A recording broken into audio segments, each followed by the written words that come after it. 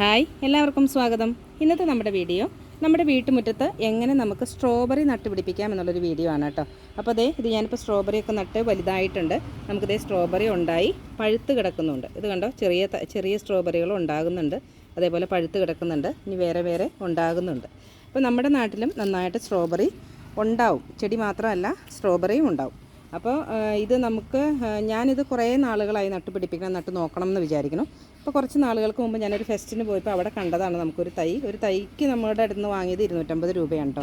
അപ്പോൾ നമുക്ക് ഇതുപോലെ ഒരു തൈ ഉണ്ടെന്നുണ്ടെങ്കിൽ നമുക്ക് വീണ്ടും വേറെ തൈകൾ നട്ടുപിടിപ്പിക്കാൻ പറ്റും. ഇത് കണ്ടോ, ഇതേപോലെ ഇങ്ങനെ വള്ളിയായിട്ട് വരുമ്പോൾ ഇത് കണ്ടോ, ഇതേപോലെയുള്ള മുട്ടുകളും വേറെ തൈകളുണ്ടാവും. അപ്പോൾ നമ്മൾ എന്താ ചെയ്യേണ്ടതെന്ന് വെച്ചാൽ ഇതേപോലെ കുറച്ച് നമ്മൾ പോട്ടിംഗ് മിക്സ് എടുത്തിട്ട് അതിൻ്റെ അകത്തോട്ട് ഇതൊന്ന് വെച്ച് കൊടുത്താൽ പുതിയ തൈകൾ ഉണ്ടായി വരും. കണ്ടോ, അപ്പോൾ ഇതുപോലെ നമ്മൾ ഇതിൻ്റെ അകത്ത് തന്നെ വെച്ച് കൊടുത്താൽ മതി. അല്ലെങ്കിൽ നമ്മൾ അടുത്ത ചട്ടിയിലോട്ട് ഞാനിപ്പോൾ ഇവിടെ ഒരു മെലസ്റ്റോമയുടെ തൈ നിൽക്കുന്നുണ്ട്. അപ്പോൾ അതിൻ്റെ അകത്തോട്ടാണ് ഞാനിതിങ്ങനെ വെച്ച് കൊടുത്തിട്ടുണ്ട്.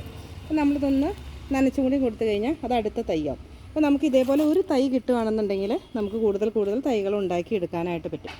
പിന്നെ ഇതിന് നമ്മൾ തണുത്ത വെള്ളമൊക്കെ ഒഴിച്ച് കൊടുക്കുന്നത് നല്ലതായിരിക്കും. സാധാരണ തണുത്ത സ്ഥലത്താണ്, തണുപ്പ് അന്തരീക്ഷമുള്ള സ്ഥലങ്ങളിലാണല്ലോ അത് കൂടുതലായിട്ട് ഉണ്ടാവുക. അപ്പോൾ നമ്മൾ ഇടയ്ക്കൊക്കെ ഒന്ന് തണുത്ത വെള്ളമൊക്കെ കൊണ്ടൊന്ന് തളിച്ചു കൊടുത്താൽ നല്ലതായിരിക്കും. പിന്നെ ഞാനിത് നട്ടേക്കുന്നതെന്ന് വെച്ചാൽ ഇത് കണ്ടോ, ഇതിൽ കൂടുതലും കരിയിലയാണ് കേട്ടോ.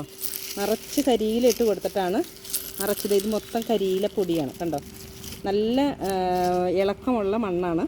നമ്മുടെ സാധാരണ പോട്ടി മിക്സും ഇതിൽ ചേർത്ത് കൊടുത്തിട്ടുണ്ട്. കൂടുതലായിട്ടും കരിയിലയാണ് കണ്ടത്. ഒട്ടും വെയിറ്റും ഇല്ല. അതേപോലെ തന്നെ നമുക്ക് നനവ് കൂടുതലായിട്ട് നിൽക്കുകയും ചെയ്യും. നല്ല നനവ് ഉണ്ടാവുകയും ചെയ്യും. ഞാൻ ഇതിൻ്റെ അകത്തോട്ട് കുറേ ചകിരിയും അതേപോലെ തന്നെ ഇത് കണ്ടോ, ചകിരിയും സൈഡുകളിൽ കൂടെ വെച്ച് കൊടുത്തിട്ടുണ്ട്. അതേപോലെ തന്നെ കരിയിലയും കൂടുതൽ കൊടുത്തിട്ടുണ്ട്. അപ്പോൾ ഞാനിതിന് വളമായിട്ട് കൊടുത്തത് ചാണകപ്പൊടി മാത്രമാണ് കേട്ടോ. ഞാൻ വേറെ ഒരു വളവും ചെയ്ത് കൊടുത്തിട്ടില്ല.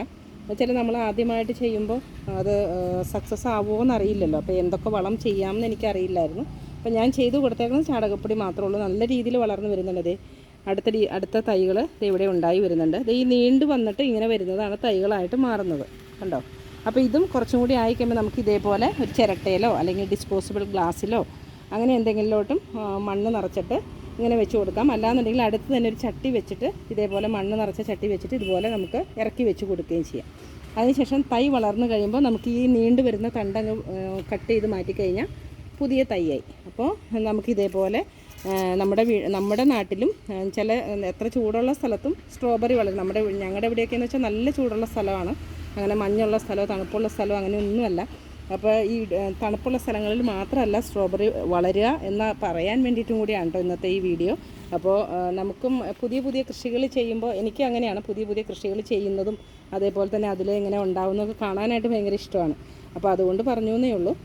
അപ്പോൾ നിങ്ങൾക്കും താല്പര്യം ഉണ്ടെന്നുണ്ടെങ്കിൽ ഇതേപോലെ ഒരു തൈ ഒന്ന് വാങ്ങിച്ച് വെച്ച് നോക്കുക. നമ്മുടെ വീട്ടുമുറ്റത്ത് ഇതേപോലെ സ്ട്രോബെറിയൊക്കെ ഉണ്ടായി കിടക്കുന്നത് കാണാനും നല്ല രസമല്ലേ. അപ്പോൾ ഇത്രയേ ഉള്ളൂ ഇന്നത്തെ വീഡിയോ. നിങ്ങൾക്ക് ഇഷ്ടപ്പെട്ടാൽ ലൈക്ക് ചെയ്യുക, ഷെയർ ചെയ്യുക, കമൻറ്റ് ചെയ്യുക, അതേപോലെ തന്നെ സബ്സ്ക്രൈബ് ചെയ്യുക. താങ്ക്